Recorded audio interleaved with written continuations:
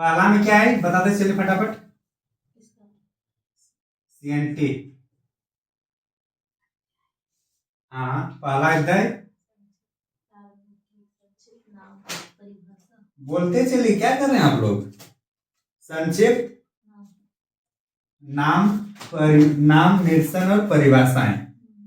कहां से कहां, 1 से 3। दूसरा में क्या है, क्या हुआ जी आप लोग का, काश्तकारों का वर्गीकरण 4 से 8। तीसरा भूधारक 9 से 15। भूधारक के बाद रैयत, और ये एक्चुअली है अधिभोगी रैयत 16 से 26 की 36। 5 नंबर खूंटकट्टी अधिकार युक्त रैयत, तो यही है ना। क्या कर रहे हैं आप लोग, 37 युक्त रैयत 37। 6 में रैयत खूंटकट्टी, और उसके बाद अनाधिभोगी रैयत, अनाधिभोगी रैयत 38 से लेकर 42। 7 4 और 6 में जो है उसमें क्या होगा, बच्चा के जो छूट प्राप्त या लगान मुक्त भूमि कितना है, 43। 8 में फिर आएगा जोतों का, जोत और भूधृतियों, अंतरण, ये होगा 44 से लेकर 52 तक। 52 या 51,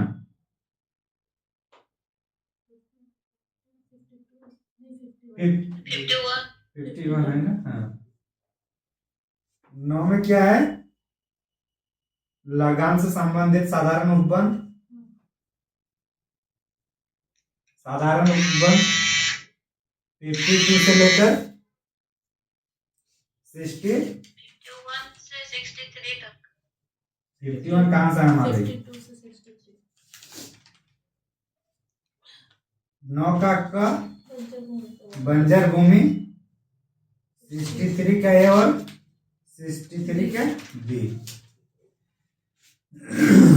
10 में क्या है,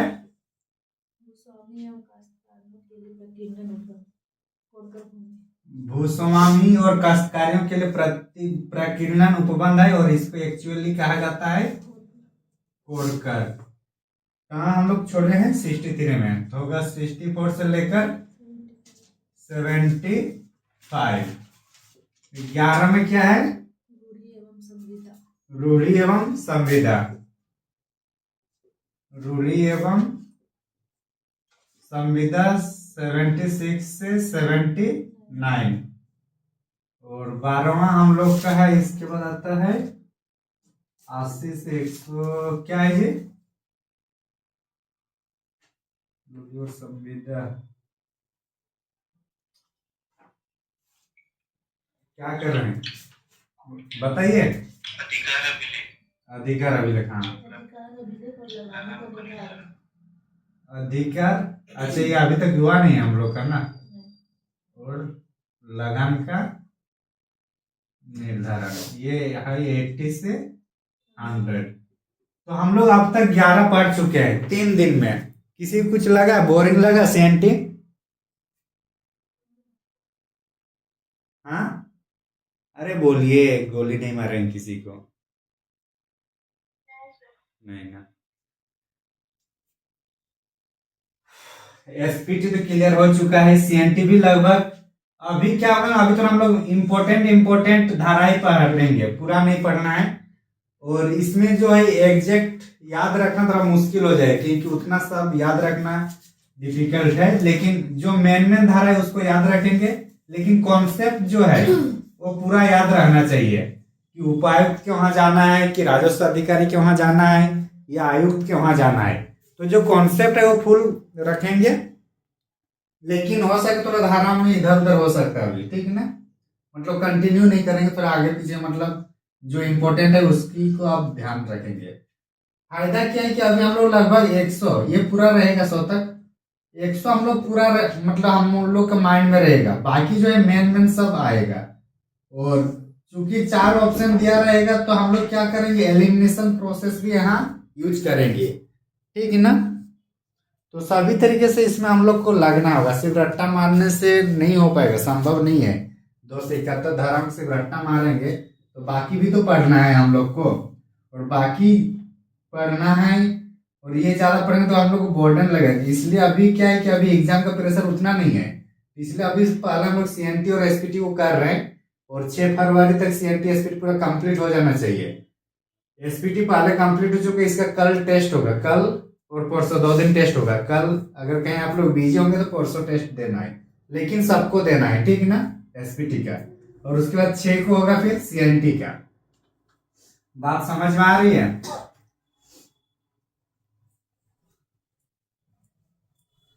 जी सर। गुड।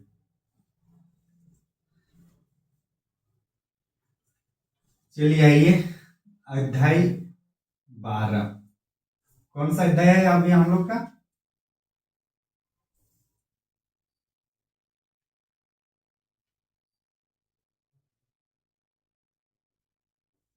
क्या नाम है? अधिकार अभिलेख।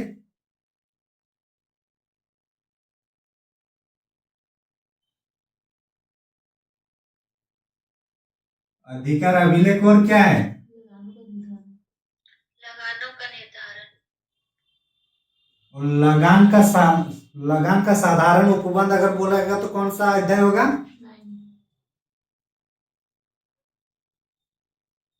9 में है ना, लगानों का साधारण उपबंध।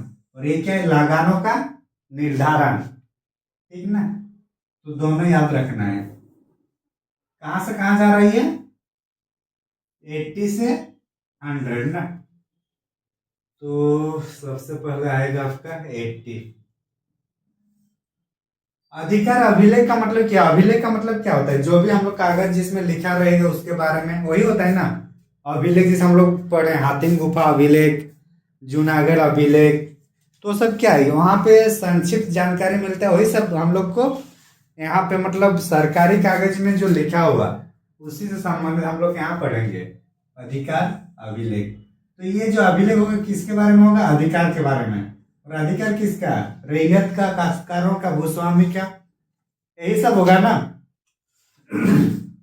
दूसरी बात, जहां पे भी आपका अधिकार अभिलेख उल्लेख कर रहा है सीएनटी में, तो 90% चांस है कि वो कौन सा आर्टिकल के बीच में होगा? 80 से 100 के बीच में। और एग्जैक्ट अगर इसमें भी और 80 से अगर 84 तक चलेंगे तो ये प्योर अधिकार अभिलेख का ही बात है, ठीक ना। 80 से 84 वो आगे हम लोग चर्चा करेंगे। तो अधिकार अभिलेख के संबंधित कुछ भी होगा, अधिकार अभिलेख और लगानों का निर्धारण दोनों का अगर मिला के कुछ क्वेश्चन आ रहा है तो मानिए कौन सा आर्टिकल होगा आपका? 80 से 100 के बीच में, ठीक। तो 80 में ये पहला क्वेश्चन जो है कि अधिकार अभिलेख, ये कौन कौन बोलेगा ये लिखने के लिए? राज्य सरकार। तो ये आदेश कौन देगा? स्टेट गवर्नमेंट या फिर झारखंड गवर्नमेंट अभी। और ये आदेश किसको देंगे बनाने के लिए? राजस्व अधिकारी। किसको?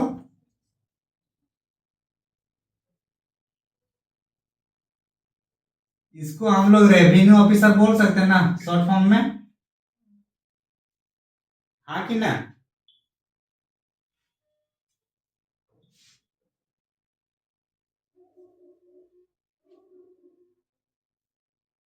ये क्या आदेश दे रहा है, क्या लिखने के लिए? अधिकार अभिलेख। तो ये लिखने का आदेश दे रहा है कौन? झारखंड सरकार या राज्य सरकार। किसको दे रही है? राजस्व अधिकारी। क्या लिखने के लिए? अधिकार अभिलेख। तो अधिकार अभिलेख इसमें लिखेगा कौन? क्वेश्चन डायरेक्ट पूछा जाएगा कि राजस्व अधिकारी मतलब अधिकार अभिलेख लिखने की शक्ति किसको दी है राज्य सरकार ने? उपायुक्त को, अनुमंडल पदाधिकारी को, या राजस्व अधिकारी को, या राज्य सरकार खुद अपने से कर रही है, तो आंसर क्या होगा? अब इसमें राजस्व अधिकारी अधिकार अभिलेख में क्या होगा? काश्तकारों का नाम, अरे कुछ लिखेंगे ना किसके नाम पे ये मतलब जमीन है, जो अभिलेख लिखेंगे तो काश्तकारों का नाम होगा, भूस्वामी का नाम होगा, कौन सा रकबा, कितना रकबा है, कितना खर्चा है, मतलब कौन सा जगह है, मौजा कौन सा है, तो ये सब जानकारी हम लोग को किस में मिलेगा, किस में लिखा रहेगा? अधिकार अभिलेख। तो ये जो सब लिखा कहाँ मिलेगा हम लोग का? अधिकार अभिलेख में। और ये कौन सा धारा में होगा? 81। और ये सब लिखेगा कौन? राजस्व अधिकारी। समझ में आया?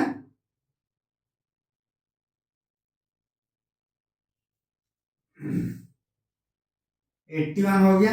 82 में अभी आप लोग देखते होंगे कि अभी तो मतलब ड्रिप वगैरह किया जा रहा है। पहले जो कुआं था या जो भी केनेल था, केनेल में किसके किस साइड पानी छोड़ना है, किसके खेत में ज्यादा जाएगा कम जाएगा, उसके लिए आगे मतलब पहले विवाद होते रहता था।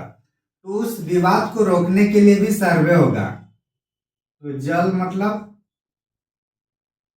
सिंचाई व्यवस्था के लिए जो विवाद होता था, इसको समाधान करने के लिए एक सर्वे होता था। और ये कौन करते थे हम लोग का? राजस्व अधिकारी। कितना नंबर में है ये? 82।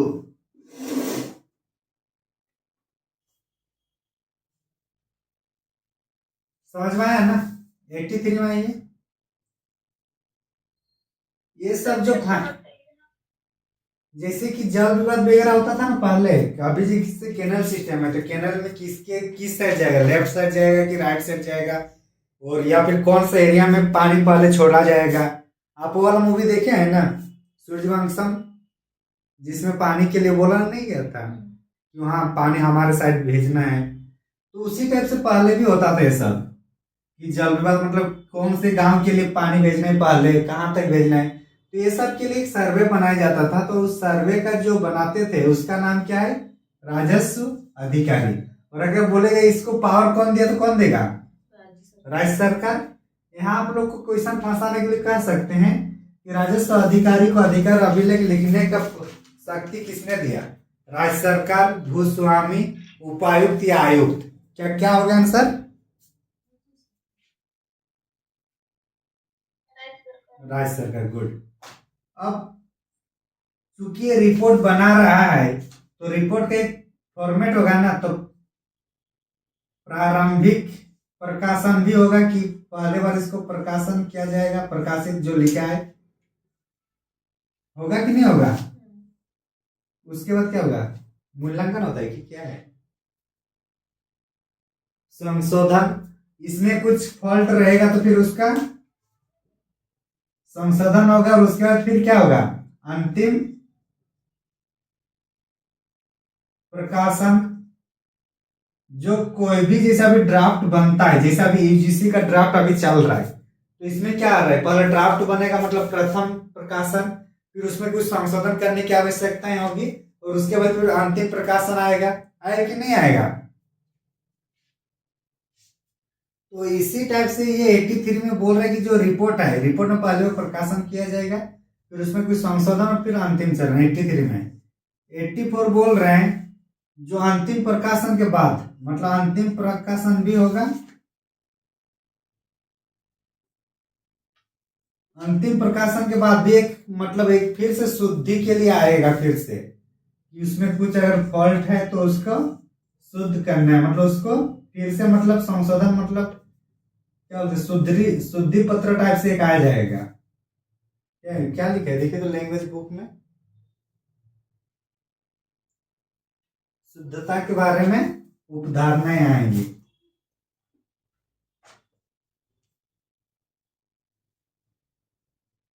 याद रखना है 83 में होगा प्राथमिक संशोधन और अंतिम प्रकाशन, 84 में ही अंतिम प्रकाशन और शुद्धता संबंधित उपधारणा है। तो ये जनरली जो है 80 से 84 ये अधिकार अभिलेख का कोर है, जिसमें हम लोग को क्या किसकी ज्यादा वैल्यू दिया गया है? आरोप का। रिवर्स ऑस्मोसिस प्रोसेस ये नहीं है। यहाँ तक समझ में आ गया ना?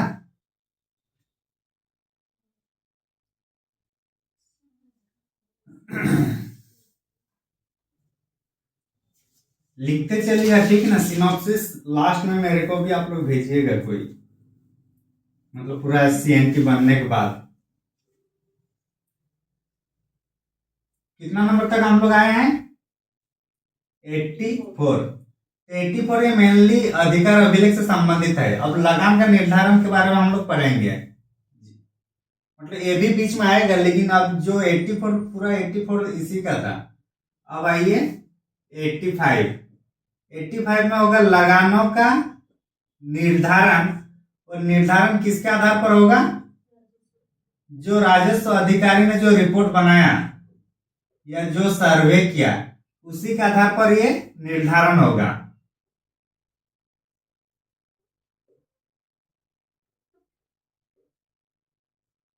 लगानों का निर्धारण या परिनिर्धारण जो राजस्व अधिकारी ने बनवाया उसी के आधार पर होगा। किसमें ये? 85। 86 में है कि मान के चलिए इसमें लगानों से संबंधित जो रिपोर्ट बनाया उसमें कुछ मतलब किसी को शिकायत हुई, तो इन्होंने अगर शिकायत होता है जो रिपोर्ट पर अगर, या जो अधिकार अभिलेख है, अधिकार अभिलेख में अगर किसी को शिकायत है या उसके अनुसार कोई देना नहीं चाहते लगान, तो फिर से दोबारा क्या होगा? पुनः सर्वे करके रिपोर्ट बनाया जाएगा। मतलब रिपोर्ट मतलब क्या? अधिकार अभिलेख बनाया जाएगा और फिर उसके बाद लगान लगेगा। समझ में आ गया ना? अगर किसी को राजस्व अधिकारी के द्वारा कुछ मतलब लग रहा है कि इन्होंने सही से वहां पे नहीं किया है, सर्वे नहीं किए हैं और लगान ज्यादा बढ़ रहा है, तो ऐसी स्थिति में शिकायत जैसे होगा तो फिर दोबारा उस रिपोर्ट पर, मतलब वो जो रिपोर्ट आया उस पर फिर जांच किया जाएगा, और जांच करने के बाद फिर से मतलब जो आएगा तो उसके आधार पर फिर लगान लगेगा राजस्व अधिकारी के पास, क्योंकि बना तो ही रहे ना, राजस्व अधिकारी ही रिपोर्ट बना रहे तो शिकायत भी उन्हीं के पास जाएगा। समझ में आ रही है?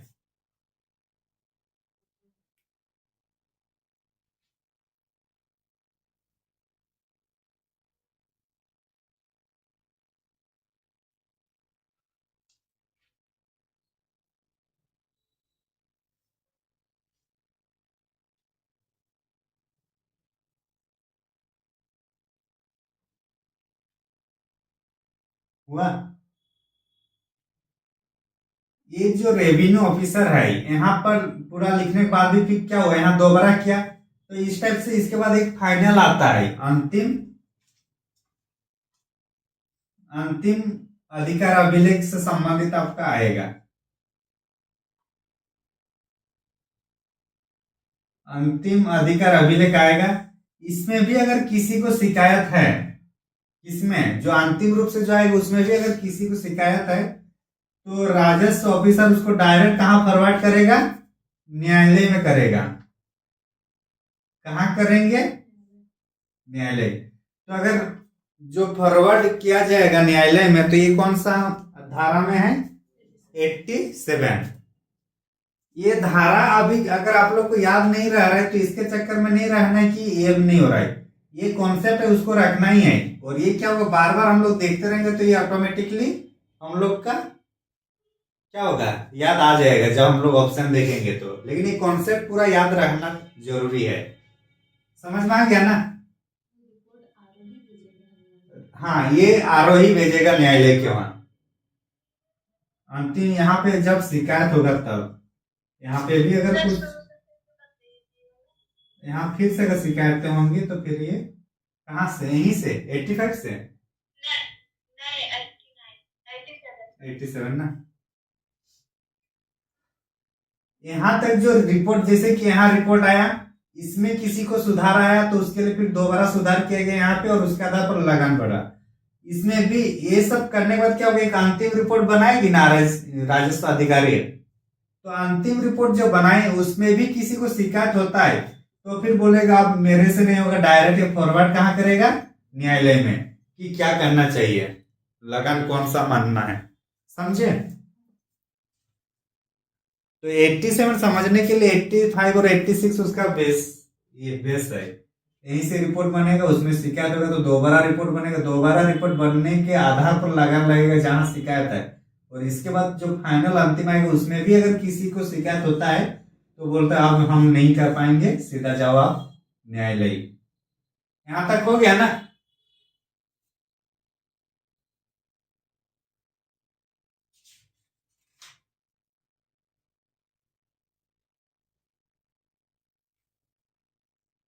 एट्टी सेवन भी होगा, उतना इंपॉर्टेंट है नहीं। अब मान के चलिए न्यायालय जा रहे हैं तो वहां से भी कुछ जजमेंट आएगा कि नहीं आएगा? अरे हाँ कि ना?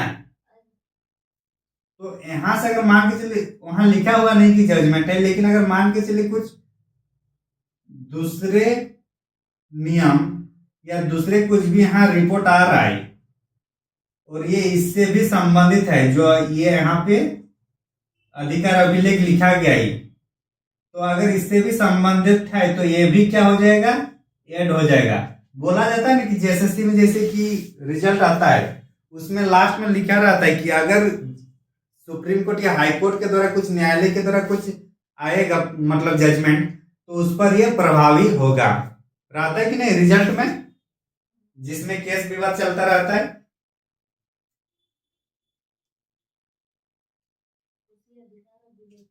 हाँ, तो अगर ऐसा होगा तो जो रिपोर्ट यहां तक बना आ रहा है उसमें भी ये पॉइंट, जो भी पॉइंट होगा वो ऐड हो जाएगा। समझे?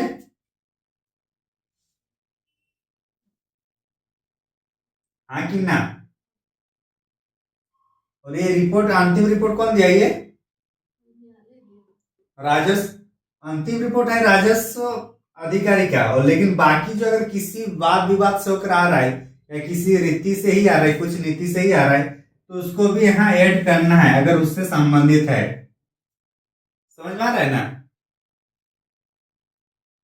अगर मान के चलिए कोई हाईकोर्ट में चल रहा है, झारखंड हाईकोर्ट में कुछ केस चल रहा है और यहाँ कुछ ए से संबंधित कुछ है, मान के चलिए दहेज से संबंधित, दहेज या फिर राजद्रोह से संबंधित है। अब यहाँ जो रिपोर्ट है किसी और कोर्ट में किसी और पॉइंट दिया है तो उस पॉइंट को भी यहाँ ऐड करना है। समझे?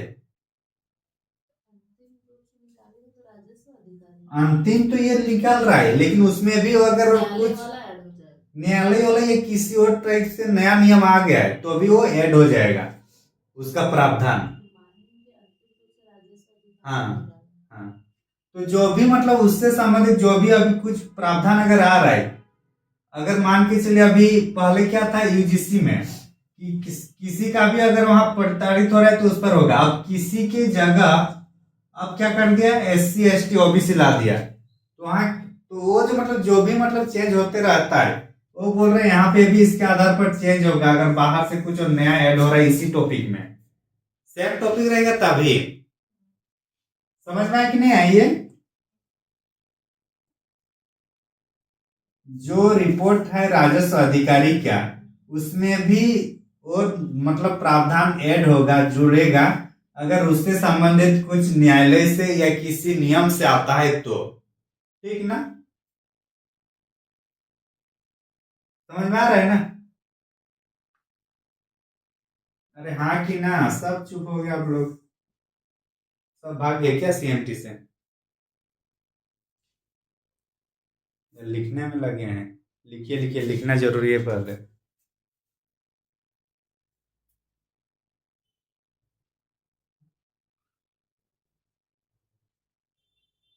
न्यू जजमेंट अगर कुछ आ रहा है तो ये ऐड होगा, जो पहले से हम लोग का अधिकार अभिलेख में था। दूसरे रिपोर्ट से संबंधित जो भी अगर इसमें आएगा, अब चूंकि ये किसके पास आ रहा है, राजस्व अधिकारी वाला रिपोर्ट में ही ऐड होगा ना।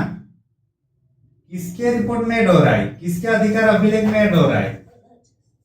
अधिकार अभिलेख जो राजस्व अधिकारी ने लिखा है उसी में ऐड करेगा। तो अगर वो ऐड करेगा तो क्या उसमें भी वो छानबीन करेगा कि नहीं करेगा कि सच में ये ऐड करने लायक है कि नहीं?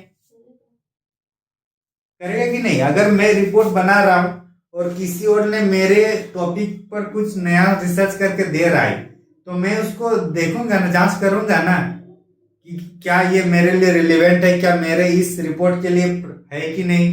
चेक करेंगे नहीं चेक करेंगे? तो जो भी न्यू पॉइंट आएगा,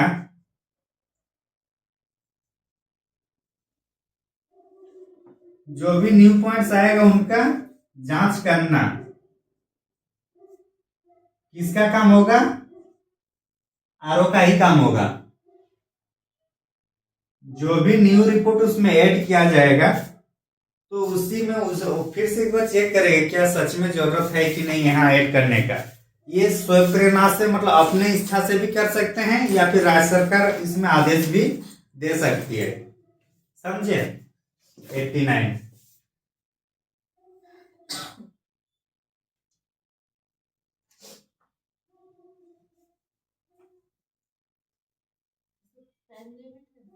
नहीं, टाइम लिमिट कुछ नहीं है सब में। और लास्ट में ये सब मिला के अगर कुछ भूल चूक हुआ होगा रिपोर्ट में, दिख रहे लास्ट तक, अगर कुछ भूल चूक हुआ है तो उसको शुद्ध कौन करेंगे? अगर रिपोर्ट में कहीं कुछ चूक हुआ है, गलती हुई है तो उसको सुधार कौन करेगा? आरओ। तो यहां हम लोग जितना भी देखे अध्याय 12 में सबसे ज्यादा रोल किसका हो रहा है? राजस्व पदाधिकारी क्या हो रहा है कि नहीं हो रहा है? 89 नहीं, वो 90 में आ जाएगा शुद्ध वाला। यहां से जो कुछ भूल चूक होगा तो ये 90 में आ जाएगा, धारा 90 में।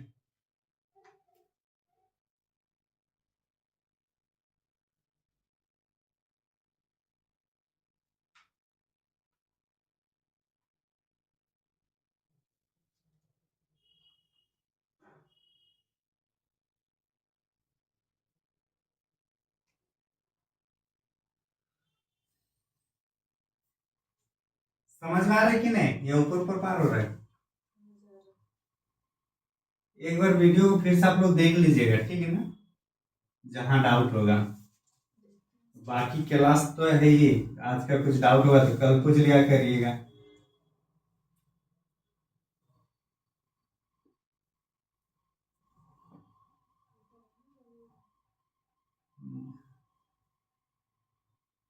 समझ में आया ना? अब आइए 91। कितना?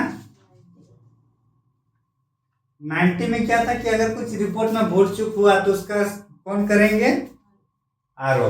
भले अगर आपको अभी, चलो ठीक है, अभी कम धारा है तो याद हो रहा है, लेकिन अगर ये 90 याद नहीं भी रहेगा लेकिन कम से कम ये याद होना चाहिए कि अगर मतलब अधिकार अभिलेख में कुछ गलती हुआ है, कुछ भूल हुआ है तो उसका सुधार करने की शक्ति सिर्फ और सिर्फ किसके पास होगा? राजस्व अधिकारी के पास। ठीक है ना?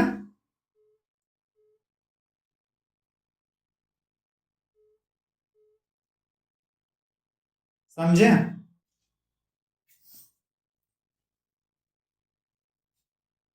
क्या वजह?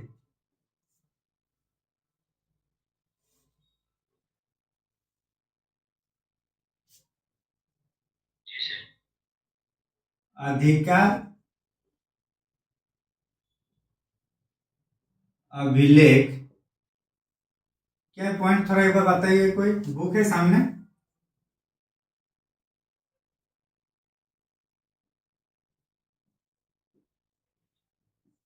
अधिकार अभिलेख के आदेश का रोका जाना। आदेश को रोका जाना। मान के चलिए कि जो अधिकार अभिलेख बना है और उसमें मतलब अंतिम अगर इसका क्या हुआ है, अंतिम प्रकाशन हो चुका है, तो यहां फिर से उसको तैयार करने के लिए, अधिकार अभिलेख को तैयार करने के लिए 6 महीने के अंदर कोई शायद केस नहीं किया जाएगा न, क्या है देखिए तो।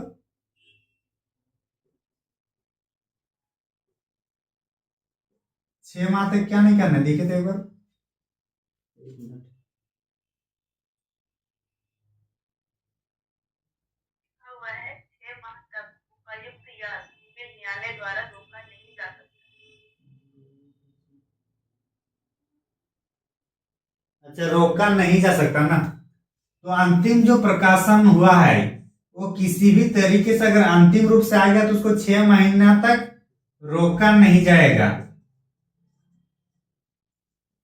मतलब जो फाइनल रिपोर्ट आता है वो फाइनल रिपोर्ट उपायुक्त या सिविल न्यायालय में किसी भी प्रकार से, मतलब उसको 6 महीने तक कम से कम उस पर फिर दूसरा अपील या दूसरा केस नहीं बनेगा। ठीक है ना, मतलब जो फाइनल रिपोर्ट आया है वो कम से कम 6 महीने तक चलेगा, यही है ना।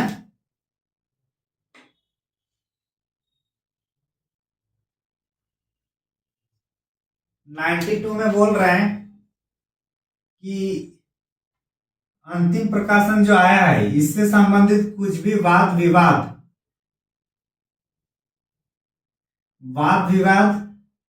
में न्यायालय नहीं जाएंगे कोई भी।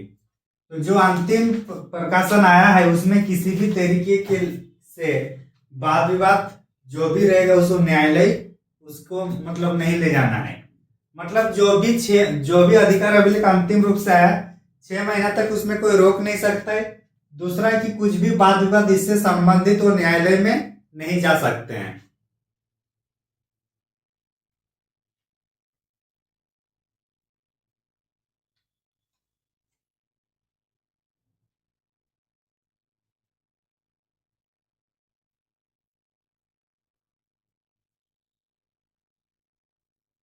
नाइन्टी थ्री वाला क्या है, वो भी इसी से संबंधित है ना।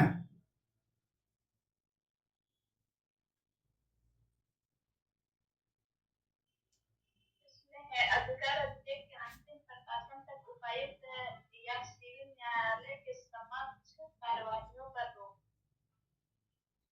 उपायुक्त और सिविल न्यायालय ना के समक्ष जो भी होगा किस पर रोक है,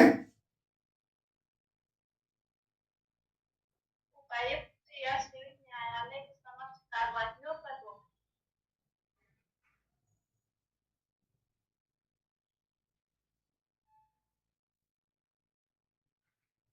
रेयत है क्या लिखा हुआ है, कुछ लिखा हुआ है इससे आगे।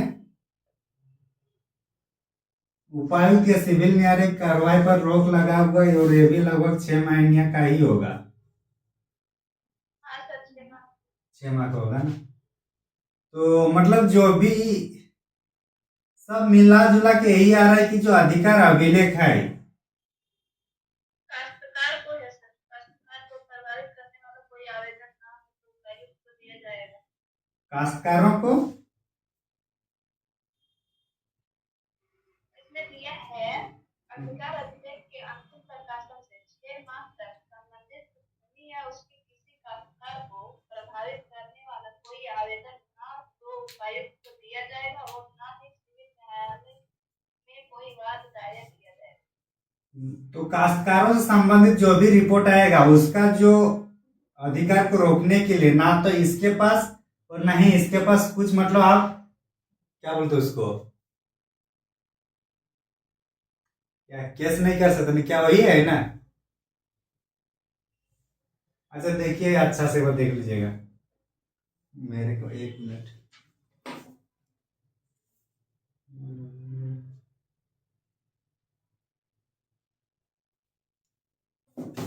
मतलब कुछ भी जो इससे संबंधित अगर इसका जो अधिकार अभिलेख होगा, मतलब इसका जो अधिभोगाधिकार होगा, काश्तकारों का जो भी अधिकार होगा उसको प्रभावित करने वाले कुछ भी केस या कुछ भी आवेदन ना तो उपायुक्त के पास जाएगा ना ही सिविल न्यायालय के पास जाएगा।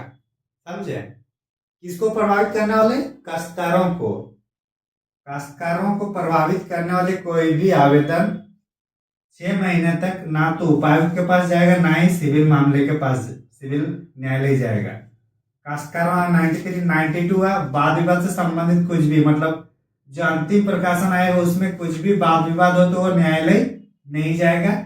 और 91 में जो अधिकार अभिलेख है उसका अंतिम प्रकाशन तक मतलब किसी भी तरीके से उसको रोका नहीं जाएगा 6 महीने तक।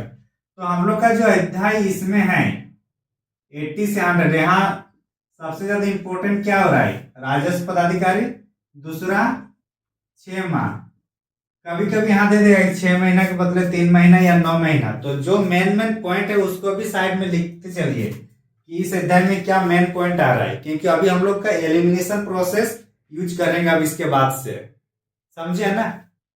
उतना अगर कॉन्सेप्ट याद नहीं रहेगा तो मान के चलिए किसी ने दिया 9 माह, तो हम लोग क्या 9 महीना पढ़ रहे अभी तक नहीं पढ़े ना, तो 6 महीने का ही है। तो ये सब जो मेन मेन पॉइंट है वो याद रखना है। आरओ की जगह कहीं पे आयुक्त लिख देगा या उपायुक्त लिख देगा तो उसको भी हम लोग के यहाँ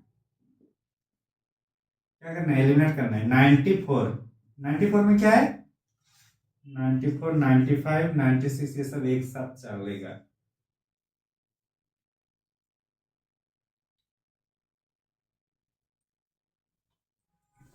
मिटा देना। तो 94 में हो गया कि जो भी मतलब आदेश दिया गया कि जो भी मतलब कालावधि में जितना निर्धारण किया गया लगान वो उतना ही रहेगा, वो परिवर्तित नहीं होगा, यही है ना। जो भी अधिकार अभिलेख के तहत जो भी लगान निर्धारित किया गया है वो अपरिवर्तित रहेगा। अगर 25 पैसा रहेगा तो 25 पैसा ही पर हेक्टर रहेगा, उसमें कोई चेंजेस नहीं होगा। अगर अधिकार अभिलेख में फाइनल में ये लिखा गया है तो वही वाला बोल रहा है 94 में। अगर जैसे जो भी लगान निर्धारित करेगा ना, जितना भी लगान लगेगा जितना क्षेत्र में, जिस क्षेत्र में जैसा रहेगा, जैसे नदी का किनारा होगा तो वहां लगान ज्यादा लगता है, टाट में थोड़ा कम लगेगा। तो ये जो भी मतलब प्रावधान किया गया, जो भी निर्धारित किया गया वो परिवर्तित नहीं होगा, मतलब जो है वही फिक्स है। इसके पहले जैसे हम लोग नहीं बोले थे कि 10 साल के लिए कम से कम लगान, 10 साल था या 15 साल, 15 साल था। अगर कोई लगान को वस्तु रूप को अगर नगद रूप में दे रहा है तो नगद रहेगा तो उसका जो रिपोर्ट है वो लगभग अपरिवर्तित रहता है 15 साल के लिए। पढ़े हैं ना हम लोग लगान वाला में 60 कितना था, 63 में कितने किसमें,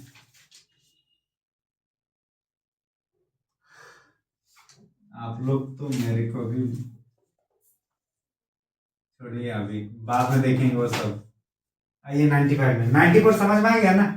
जो भी लगान निर्धारित होगा वो अपरिवर्तित रहेगा 94 में। 95 में जो भी अधिकार अभिलेख बनाया जाएगा, अधिकार अभिलेख जो भी लिखा जाएगा इसका खर्चा कौन उठाएगा,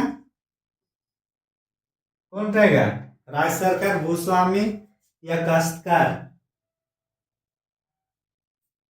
कौन खर्चा कौन उठाएगा, अधिभोगी, रैयत या काश्तकार। तो अधिभोगी जो अधिभोग कर रहा है उस क्षेत्र का, उस भूमि का, तो अधिभोगी वो भूस्वामी हो सकता है, रैयत भी हो सकता है। तो ये जो अधिभोगी है, जो मतलब जिसको बेनिफिट मिल रहा है वही उठाएगा उसका खर्चा। समझ में आ गया ना 95 आया कि नहीं। रिपीट कर सकते हैं सर एक बार। हाँ कर देते हैं, इसके संबंधित जितना सब एक बार लिख देते हैं।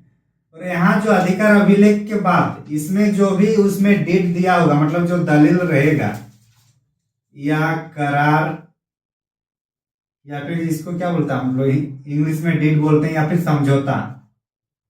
तो ये जो भी होगा, मान के चलिए किसी के साथ समझौता हो चुका है कि इनको 5 साल तक अभी 0.25 में रखना है, उसके बाद 0.50 टैक्स बढ़ाना है। अगर ये मतलब समझौता हो चुका है तो ये जितना भी सबको क्रियान्वयन करने के लिए क्रियान्वयन करने के लिए हम लोग का कौन रहेगा? राजस्व अधिकारी। 96।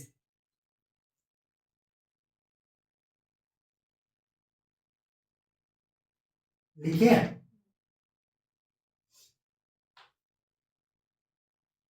96 में क्या हो रहा है? क्रियान्वयन कौन कर? राजस्व अधिकारी। 97। लगान निर्धारण अपरिवर्तित रहेगा, अधिकार अभिलेख का खर्चा अधिभोगी करेगा, दलील और जो भी इसमें करार समझौता क्रियान्वयन राजस्व अधिकारी करेगा। 97 क्या है?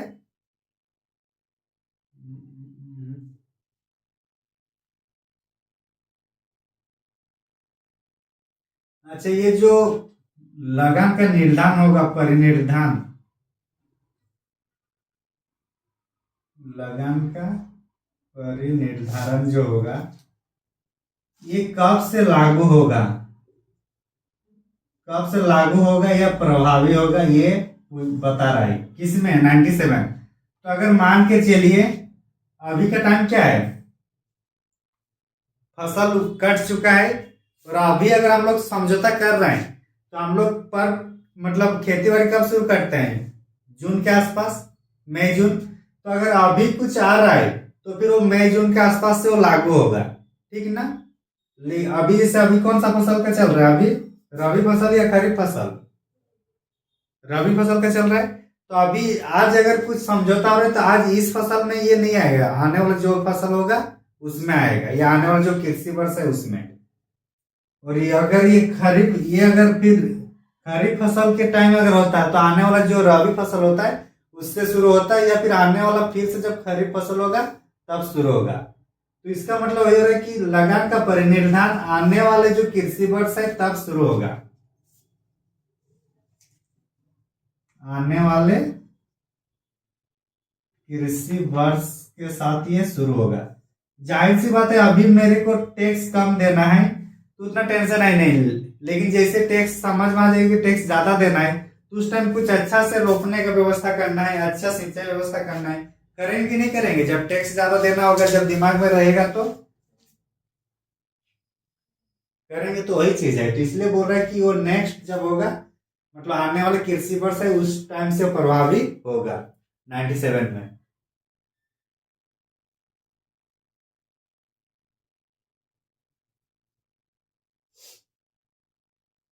लिखिए।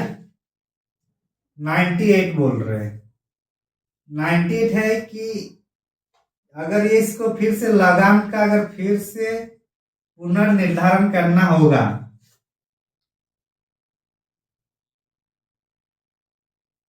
पुनर्निर्धारण करना हुआ तो ये पुनर्निर्धारण कौन कर सकता है? ये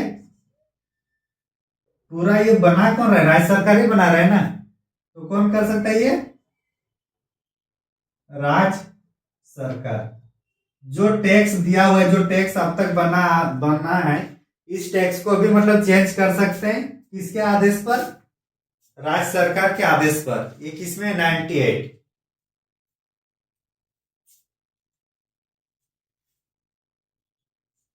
99 में फिर अगर जहां ये पुनर्निर्धारण होगा तो क्या सरकार कभी भी चाहेगा कि उनका रेवेन्यू कम प्राप्त हो?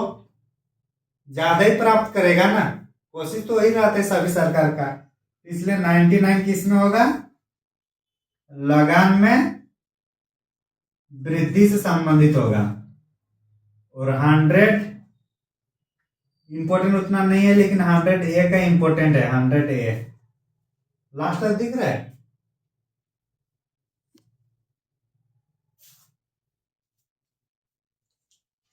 दिख रहा है कि नहीं दिख रहा है? दिख रहा है।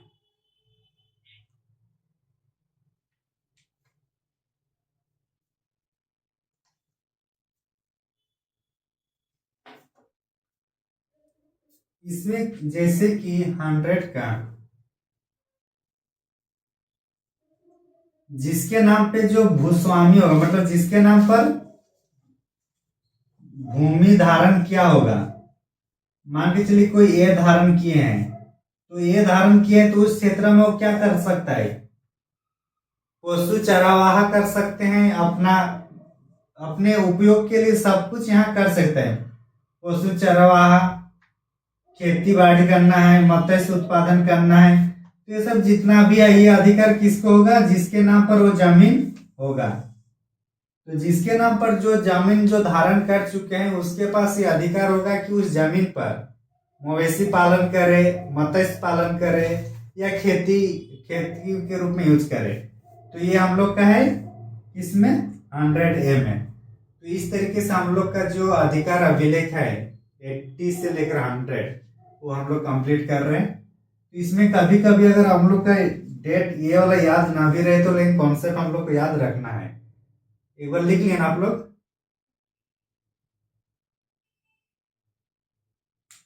अरे हाँ कि ना? हाँ सर। तो देखिए पहले बार से उसको अधिक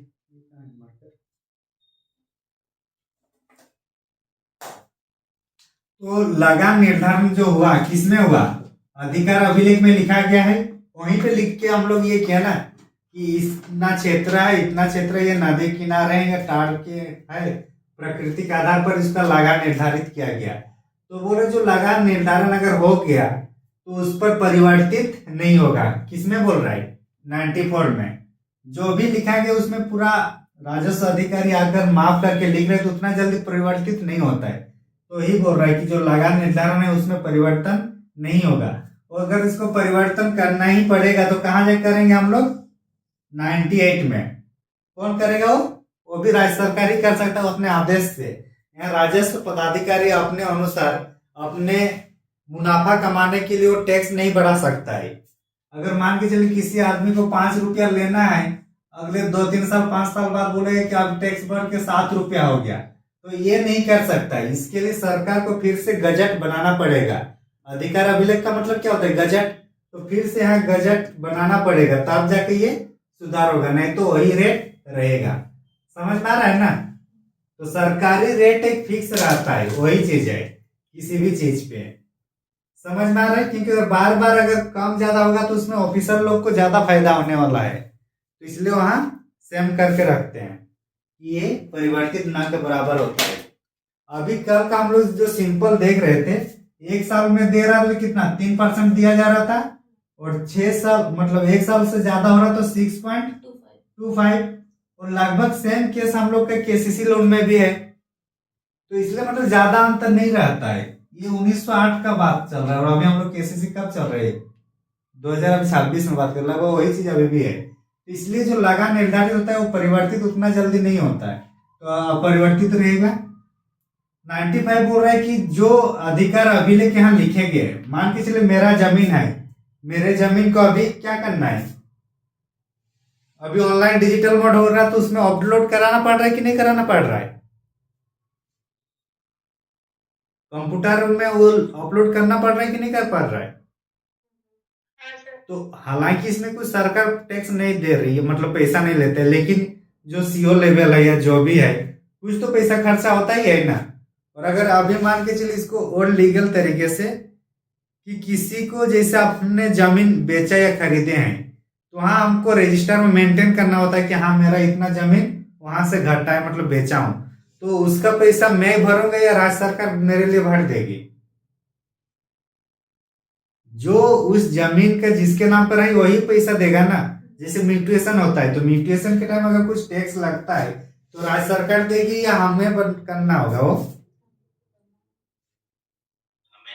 हाँ, तो अधिकार अभिलेख बनाने के टाइम जितना खर्चा हुआ, जैसे आप लोग आमीन बुलाते हैं, आमीन बुलाएंगे तो खर्चा राज्य सरकार देगी कि हम लोग देंगे?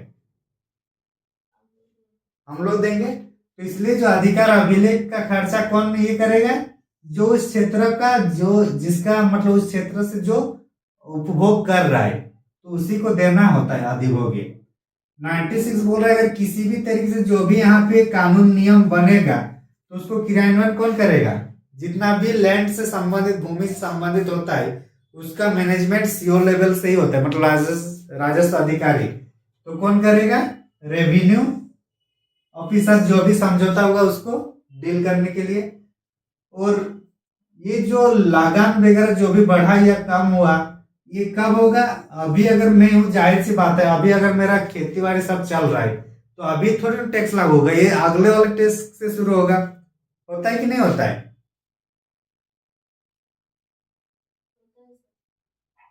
हाँ सर। आने वाले कृषि वर्ष पर और क्या बोले लगान का पुनर्निर्धारण कौन कर सकता है? केवल और केवल राज्य सरकार, उसके बिना कोई नहीं कर सकता है। नहीं तो क्या अगर अधिकारी लोग करेगा तो वो कभी बढ़ा देगा कभी कम कर देगा। तो इसलिए ये बोल रहे सिर्फ और सिर्फ राज्य सरकार अपने गजट में जब करेंगे कम या ज्यादा परिवर्तन तभी हो पाएगा, नहीं तो फिर वो पहले अपरिवर्तित ही रहेगा। और जब जाहिर सी बात है जब भी लगान में कुछ परिवर्तन होता है तो सब कोई चाहता है राज्य सरकार मतलब बेनिफिट ज्यादा तो हो, तो राज्य सरकार भी अपना जो खजाना है उसको बांटने के लिए क्या करेगा, लगान बढ़ा देगा। और 100 का ये में है कि जिसके नाम पर जैसे कितना बड़ा अभिलेख अधिकार किसी के नाम पे बना, ये फाइल ये जमीन मेरा है, इतना रकबा है, इतना मुआवजा है, तो जिसके नाम पर जो जमीन है वही तो वहां उसका उपभोग करेगा। मत्स्य पालन करेंगे, खेती करेंगे और क्या मछली पालन मत्स्य पालन सब उसी के नाम पर होगा। समझ में आ गया ना? अरे हाँ कि ना? तो हाँ, तो इतना जो भी पढ़ रहे लगभग इतना हम लोग को पढ़ते हुए चलते रहना है। तो 12 अध्याय खत्म। अब 13वां में क्या है? तो अभी हम लोग जितना पढ़ रहे हैं इतना काफी है, इससे ज्यादा अब नहीं सोचना है।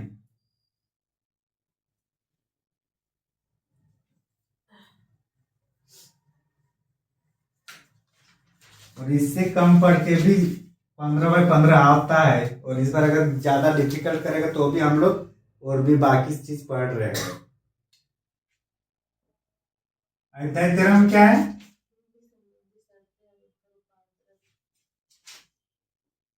भूमि संबंधी शर्तें और उनका रूपांतरण ना, यही है ना? 101 से कितना है? 117। तो अभी मान के चलिए भूमि संबंधी शर्त अगर किसी में क्वेश्चन में लिखा रहेगा तो दिमाग हम लोग को डायरेक्ट कहाँ जाना चाहिए, कौन से धारा के बीच में? अगर हम लोग को इतना भी याद रहेगा कि इसका है तो 50-50 गेम बचेगा, हाँ कि नहीं?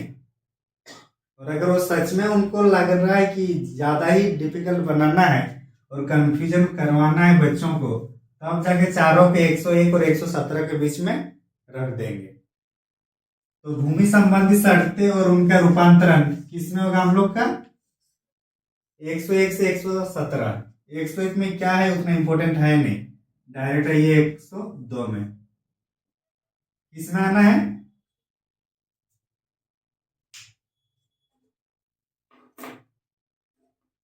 और वैसे 101 करना ही है तो याद रखना है कि नया भूमि से संबंधित होगा इसमें, नया भूमि से संबंधित। अगर नया भूमि से संबंधित कुछ भी लिखा आ रहा है तो आप वो 101 मानिए।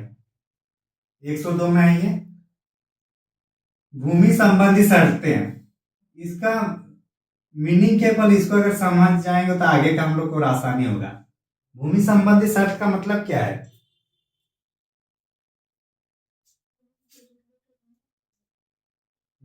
शर्तें तो बताइए क्या हो सकता है? शादी में क्या क्या शर्तें होती है? हाँ, जो 7 वचन पालन करने का होता है, क्या वो शर्त ही ना है? क्या होता है?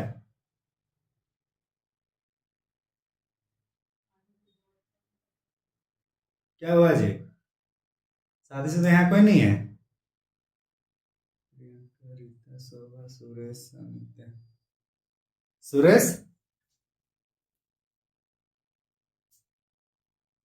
हमको कैसे पता है वैसे? अच्छा मेरे को लगा कहीं सुने होंगे तो हाँ। तो भूमि तो एक रहेगा कि उसका कुछ होगा जो अपना लगान भरेगा, लेकिन लगान के अलावा भी जैसे कि प्राचीन टाइम पे जो महाराजा राजा लोग रहते थे वो लोग तो टैक्स देते थे ही, और साथ में साथ क्या भोग भी देता था। इसको भाग कहा जाता था, जो राजस्व का हिस्सा दिया जाता था उसको भाग कहा जाता था, और भोग उसको कहा जाता था जो रोजमर्रा अगर राजा के घर जा रहे हैं तो 2 सब्जी ले जाना है, 1 सब्जी ले जाना है, मतलब कुछ ना कुछ खाने पीने का पहुंचा देना, सब्जी वगैरह। तो उसी टाइप से कुछ शर्तें होता है जमीन से भी, कि एक्स्ट्रा कुछ उसमें पैसा या पैसे मतलब एक्स्ट्रा कुछ सामान उसमें देना पड़ता है, ठीक है ना। एक तो लगान तो देना होगा, लगान के अलावा भी कुछ देना होता है, तो उसी को कुछ उनका होगा प्रावधान। एक्चुअली मुझे भी उतना देखना होगा क्या क्या उसमें था, ठीक है ना। तो वो भूमि संबंधी शर्तें होता है। अब 102 में क्या है, 102 में कोई अगर ऐसा जमीन है, ऐसा भूमि है जहां पे कोई क्या, देखे तो आप लोग क्या बोल रहे हैं?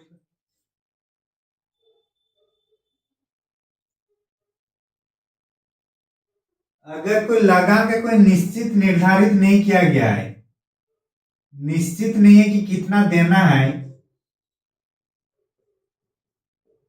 कितना देना है नहीं देना, अगर ये लगान कोई फिक्स नहीं है तो ऐसी स्थिति में फिक्स नहीं है, तो ऐसी स्थिति में वहां का जो स्थानीय रूढ़ी है या स्थानीय प्रथा के अनुसार फिर वहां टैक्स दिया जाएगा। स्थानीय रूढ़ी या प्रथा के अनुसार दिया जाएगा। जैसे कि मान के चलिए कोई गांव है, गांव में वहां कुछ लगान नहीं है, लेकिन कुछ बड़ा खेत हुआ तो 1 बोरा 2 बोरा धान उस टाइप से होगा, तो उसी टाइप से मतलब अपने स्थानीय एरिया में जैसा चल रहा है लगान उसके हिसाब से। क्योंकि जो झारखंड पहले जो हम लोग पढ़े हैं जैसे कि स्थानीय स्वशासन में, सॉरी शासन व्यवस्था में, कि हम लोग के यहाँ कोई लगान टाइप से पहले नहीं हुआ करता था। जब जमींदारी स्थायी शासन व्यवस्था आता है हम लोग 1793 में, तब जाके टैक्स उगाही करना शुरू किया है नागवंश में, तो उसके पहले इस टाइप से कुछ नहीं था। तो इसलिए अगर लगान का निर्धारण नहीं होगा तो अपना रूढ़ी में या अपना प्रथा में जो चल रहा है उसके हिसाब से लगान डिसाइड किया जाएगा। समझ में आ रहा है ना। आखिर हम लोग CNTSPT पढ़ रहे हैं तो यहाँ के शासन व्यवस्था को देखते हुए तो बनाया है ना। तो उस टाइम जो शासन व्यवस्था कभी क्या 1793 पहले था ही नहीं नागवंश में, तो उसी के आधार पर जब नहीं था तो फिर भी तो कुछ ना कुछ दिया जाता था, तो उसी आधार पे यहाँ उसका उल्लेख किया गया है। ठीक, 102 हुआ। 103 में क्या है, भूमि लगान भूमि संबंधी शर्त के वर्तमान मूल्य का निर्धारण। जो अभी शर्त होगा इसका अगर मूल्यांकन करना होगा तो अभी वर्तमान में जो मूल्य होगा उसके आधार पर होगा, और ये अभी औसत 10 साल में जो औसत है उसके आधार पर ये निकाला जाता है, वही है ना। औसत 10 साल में अगर जितना उनको लेना है उसी का परसेंटेज देख के निकाला जाएगा, क्योंकि यहाँ तो स्थानीय मतलब फिक्स है नहीं, फिक्स नहीं तो क्या होगा, एक औसत निकाला जाएगा, और एक इसमें 103 में है। 104 में क्या है, लगान तथा भूमि संबंधी शर्तों के लिए मूल्य के लिए वाद की प्रक्रिया।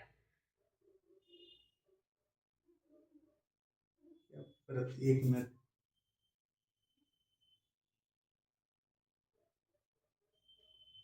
मान के चलिए लगान है, ठीक, और लगान और भूमि संबंधी शर्तें, तो हमने अभी क्या चर्चा की थी, लगान तो ये पैसा है ही, जो शर्तें हैं उसमें भी कुछ ना कुछ सामान का लेन देन ही होता है, तो ये भी क्या होगा एक प्रकार का उसका पैसा की कीमत अगर ये करेंगे तो इसका जो दोनों मिला के जो कीमत होगा, ये अगर उचित मूल्य से अधिक होगा, किससे, उचित मूल्य से अधिक होगा। मान के चलिए यहाँ 100 रुपया हो रहा है और जबकि उचित मूल्य इसका 75 रुपीज ही होना है, यहाँ दोनों को मिला है तो कितना रुपया हुआ, 100 रुपया का उसका खर्चा पड़ रहा है। जबकि अगर यहाँ पे अच्छी तरह से देखा जाए, एनालिसिस किया जाए, तो ये 75 का तक ही रेवेन्यू दे सकते थे, लेकिन कितना लग रहा है? 100 रुपया। तो ऐसी स्थिति में इसका जो उचित निर्धारण क्या होगा वो न्यायालय डिसाइड करेंगे। कौन करेंगे? हाँ, तो ऐसी स्थिति में जो न्यायालय है वो डिसीजन लेंगे कि कितना कम करना है या कितना ज्यादा करना है। ये हम लोग का है 104 में। कितना में? भले 103-4 भले 103-4 भूल जाए कोई दिक्कत नहीं, लेकिन ये कॉन्सेप्ट याद रखना है कि लगान और भूमि संबंधी शर्तों से संबंधित अगर जो मूल्य है वो उचित मूल्य से अधिक हो रहा है तो यहाँ जो निर्णय देगा वो कौन देगा? उपायुक्त, राजस्व अधिकारी, न्यायालय या राज्य सरकार? तो आंसर क्या होगा? न्यायालय। गुड। 105 में क्या है? भूमि संबंधी शर्तों का स्वेच्छा से रूपांतरण। तो आप लोग समझ गए कि जो भी शर्त होगा उसका रूपांतरण किया जा सकता है अपने इच्छा से। समझ में आ गया ना? 105। तो इसमें वही है कि जो रूपांतरण होगा वो खुद से कर सकते हैं कि नहीं कर सकते हैं, उतना याद रखिए। 104-5 उतना याद रखना मुश्किल है, लेकिन जब 4-5 बार 6 बार पढ़ते रहिएगा तो दिमाग में आ जाएगा ये। 105 हो गया। 106 में क्या है? मतलब इसमें सर भूस्वामी जो है ना, राजस्व अधिकारी के पास मतलब लिखित आवेदन कर सकता है ना। हाँ, इसमें एक पॉइंट आएगा कि जो अपना जो रूपांतरण करेगा अपने स्वेच्छा से वो किसके माध्यम से होगा? उपायुक्त, अनुमंडल पदाधिकारी, न्यायालय या राजस्व पदाधिकारी? आंसर क्या होगा? राजस्व पदाधिकारी। हाँ, तो राजस्व पदाधिकारी के आधार पर ही ये होगा। तो कॉन्सेप्ट उतना कम से कम क्लियर रखना है हम लोग को। 106 में क्या है? रूपांतरण सहित या रहित भूमि संबंधी शर्तों को अभिलिखित करने की शक्ति। रूपांतरण या तो रहित होगा या सहित होगा, और इसकी शक्ति किसके पास है? आरओ के पास, उन्हीं के पास है ना। राजस्व अधिकारी। हाँ, तो राजस्व अधिकारी मतलब रेवेन्यू ऑफिसर, और रेवेन्यू ऑफिसर मतलब आरओ। ठीक है ना? तो समझ में आ गया ना? ये मतलब जो भी स्थानांतरण या रूपांतरण होगा भूमि कह सकते हैं, वो शक्ति किसके पास है? राजस्व अधिकारी के पास। 107 इंपोर्टेंट है कि नहीं?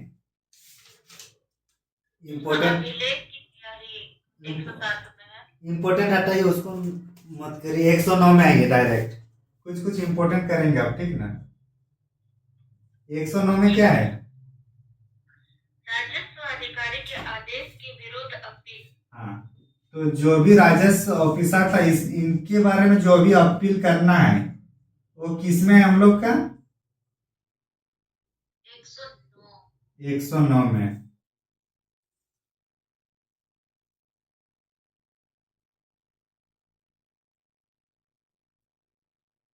एक 110 इंपोर्टेंट है। जो भी हम लोग का अंतिम प्रकाशन हुआ था, अंतिम प्रकाशन जो हुआ था उसमें पदाधिकारी कौन थे? आरओ थे। लेकिन इसको 2 साल के अंदर रिव्यू कर सकते हैं। क्या कर सकते हैं? रिव्यू। और रिव्यू कौन करेगा? आयुक्त। ये इंपोर्टेंट होगा। आयुक्त या आयुक्त से संबंधित कुछ बोर्ड होगा। तो अंतिम प्रकाशन जो हम लोग का हुआ था राजस्व अधिकारी के तहत, वो वाला भी आपका रिव्यू होगा आयुक्त बोर्ड में। कहाँ पे होगा? समझ में आया? 113 में ही वस्तु के रूप में लगान संबंधी विनिश्चय। लगान जो है ये वस्तु के रूप में है या भुगतान के रूप में है, ये बोलना चाह रहे साहब ना? जी, लगान का वस्तु के रूप में भुगतान है। भुगतान है या फिर ये वस्तु का शर्त है। तो मतलब ये दोनों जो है एक दूसरे का जो मतलब एक टाइप से क्वेश्चन पूछा जा रहा है कि लगान क्या है, वस्तु का भुगतान है या उससे संबंधित शर्तें हैं।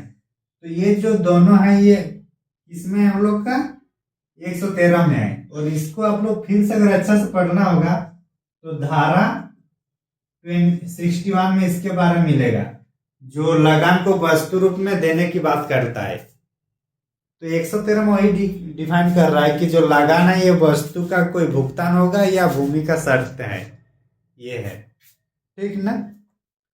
और 113 के बाद जाइए एक ही बार 114, क्या है 114 में, रूपांतरण का प्रारंभ तथा प्रभाव। हाँ, तो अभी हम लोग जस्ट पढ़े ही थे ना, रूपांतरण जो भी होगा मतलब शर्तें या जो भी हम लोग को लगान वृद्धि जो भी होगा क्या वो नेक्स्ट कृषि वर्ष में ही होगा। तो इतना हम लोग का मेन इंपोर्टेंट था हम लोग का अध्याय 13 में। इसमें अध्याय 13। हाँ, इससे ज्यादा नहीं पढ़ना है हम लोग को।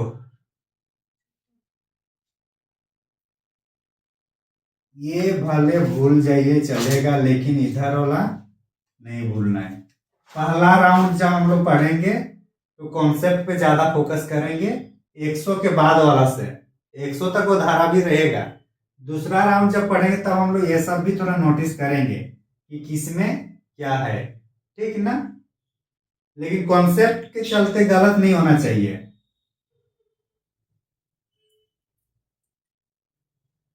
अध्याय 14 में क्या है, भूस्वामियों की विशेषाधिकार युक्त भूमि का अभिलेख। हाँ, तो अभिलेख है और किसका है, भूस्वामी का विशेष जो उनका जमीन है उसका अभिलेख करना है। करवा दे या छोड़ दे, करवा दीजिए सर। हाँ गुड, समझना है भी नहीं, है सर। कुछ नहीं। चलिए 14 में क्या है, भूस्वामी के विशेषाधिकार भूस्वामियों की विशेषाधिकार युक्त भूमि का अभिलेख। युक्त भूमि का अभिलेख, जी, भूमि का अभिलेख। हाँ। 118 से कितना है, 118 से 26, 126 तक है। हाँ 1 2 6। जी। देखिए भूस्वामी का विशेषाधिकार मतलब ऐसा अधिकार जो किसी और के पास नहीं है, सिर्फ और सिर्फ भूस्वामी के पास ही होगा। और भूस्वामी को अभी हम लोग वर्तमान क्या मानते हैं, जो सरकार है उसको भी भूस्वामी ही मानते हैं। तो कुछ कुछ जमीन ऐसा होगा जो सिर्फ और सिर्फ कौन यूज करते हैं, भूस्वामी ही करेगा। जैसे कि इसको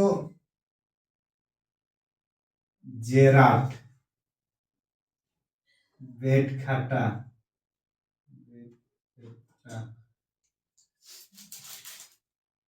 और क्या है, मानभूमि, मंझियस, मंझियस भूमि नाम सुने हैं ना आप लोग, बेटखाटा, जेराट या कुछ और बोलते हैं छोटनागपुर वाले एरिया में, जीरात, सॉरी। सर जीरात मतलब क्या होता है? जीरात कुछ नहीं, ये सब जमीन का ही नाम है और कुछ नहीं। मतलब ये सब जितना भी जमीन है, जीरात कहीं बोला जाएगा, कहीं मंझियस बोला जाएगा या कहीं मानभूमि कहा जाएगा।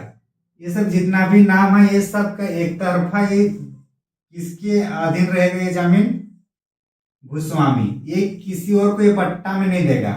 ये सब अपने आप ही ये लोग करेंगे, इसमें खेती बाड़ी जो भी करना है। बाकी भूस्वामी काश्तकार को देते थे ना, या भूधारक, काश्तकार होगा भूधारक को देंगे, रैयत को देंगे। लेकिन ये सब जितना भी जमीन होगा, जीराट, बेटकाटा, मंझियस या मानभूमि, मानभूमि एरिया हम लोग का सिंहभूम जिला में था। ये कौन सा जिला में था, सिंहभूम में। सिंहभूम में भी कौन सा, पटमदा,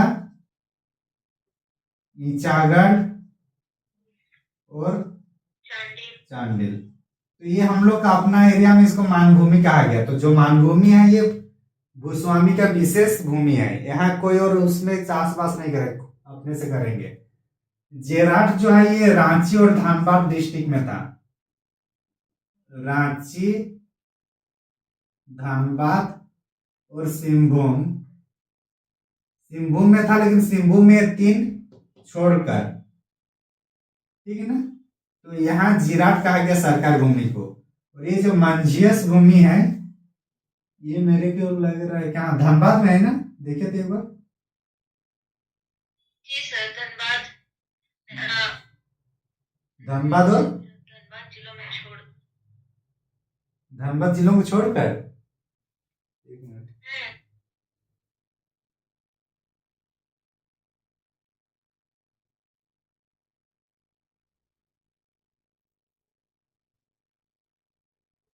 कहाँ मिला आपको धनबाद?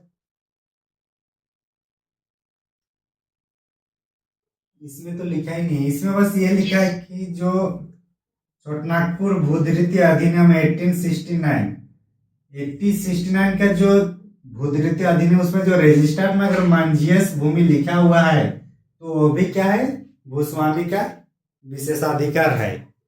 तो इतना सब जानकारी हम लोग को मिलता है किसमें, 118 में। कितना मिलता है? 118 धारा में। हाँ, और इसके साथ साथ और भी इसका भूस्वामी में क्या होगा, जैसे मान के चलिए कोई ट्रैक्टर है, ट्रैक्टर इसका अपना जो घर होगा, भवन होगा, जो अपना जमीन है, ये सब क्या होगा, सब भूस्वामी का विशेषाधिकार युक्त होगा। मतलब वो सिर्फ हाँ, जो भी है, मतलब ये अपना जो पर्सनली जो ये लोग यूज कर रहे हैं भूस्वामी लोग, उसी को विशेषाधिकार युक्त भूमि कहा गया, ठीक ना। तो ये सब किस में उल्लेख है, 118 में। हाँ, और ये सब का सर्वेक्षण, जो विशेषाधिकार भूमि है, इसका सर्वेक्षण कौन करेंगे, राजस्व अधिकारी। और ये जो सर्वेक्षण किया जाएगा विशेषाधिकार भूमि, ये होगा 119 में। किसमें होगा, 119। हाँ।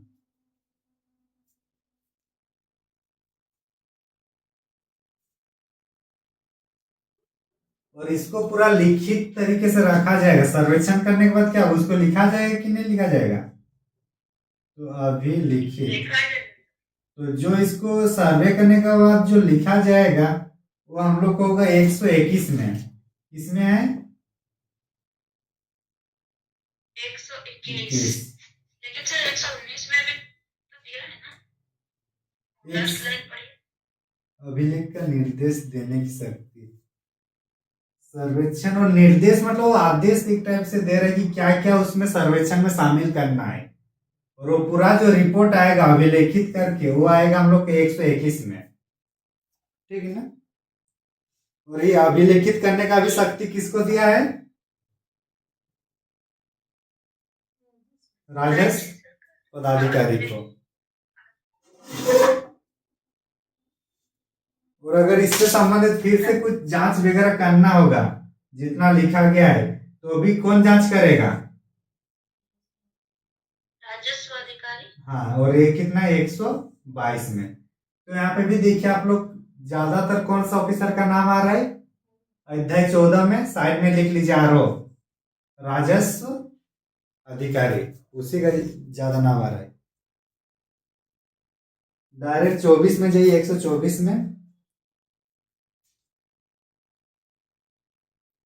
कुछ गांव में विशेषाधिकार युक्त भूमि नहीं लिखा, मतलब नहीं मिलता है, तो सभी गांव में मिले जरूरी नहीं है। तो 124 में क्या बोल रहा है कि कतिपय गांव में भूस्वामी का विशेषाधिकार युक्त भूमि प्राप्त नहीं होता है।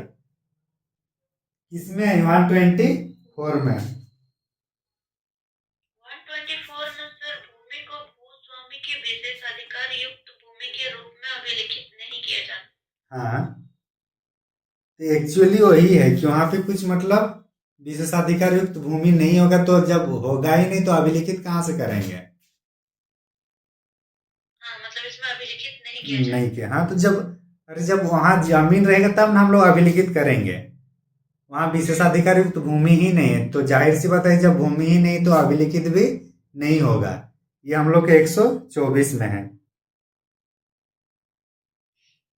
और 126 में है डायरेक्ट अपील, कि इससे संबंधित कुछ वहां जो विहित मतलब जो रिगार्डिंग ऑफिसर होगा उसको हम लोग 126 में अपील कर सकते हैं। अगर कुछ राजस्व जो है, इस राजस्व अधिकारी के विरुद्ध कुछ अपील करना है तो हाँ लिखा रहेगा कि कौन सा अधिकारी को करना है, तो हम लोग का अपील यहाँ पे रहेगा।